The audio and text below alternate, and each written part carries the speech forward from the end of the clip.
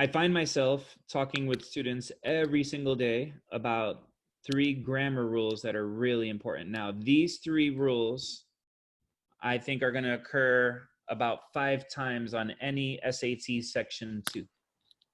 And what's 5 questions going to be worth about 30 or 40 points on your SAT.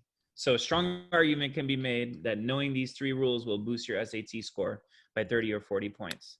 I am a big time stickler for students to know this definition right here verbatim, because you know, the people who write these tests know what we use a colon for in everyday life, which is to introduce a list. So you're pretty much never going to see it that way. That's too easy.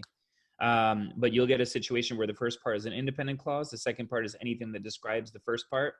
And the sentence that I always use as my example of the colon is, there was only one thing Scooby could do. Run, Shaggy. You watch Scooby-Doo, Patrick? Maybe when I was younger, not nowadays. I wouldn't admit it either. If I watched Scooby-Doo, I'd keep it a secret, you know? But yeah, so the semicolon is for 2 independent clauses.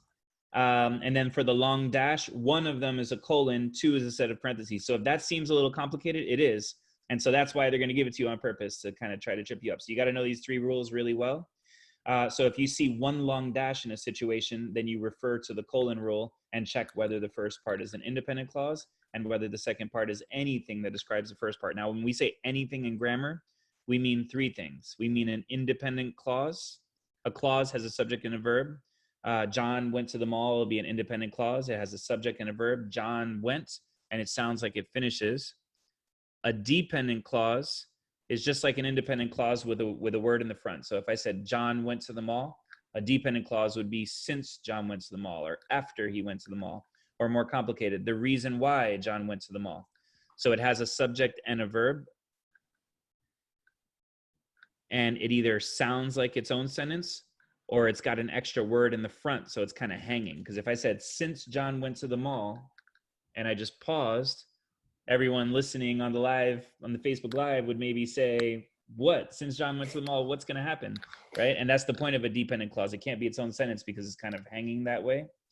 And last but not least, a modifier. And a modifier is something that's missing the subject or the verb. So this all does sound a little complicated. You want more information? Hang out for more of our live feeds, or go ahead and sign up for some tutoring. Why not? But these are the only 3 components that there are in grammar altogether. So it's a little complicated, but it's the same thing over and over again. An independent clause has a subject and a verb. A dependent clause has the same thing with a word in the front. And a modifier is missing the subject, the verb, or both.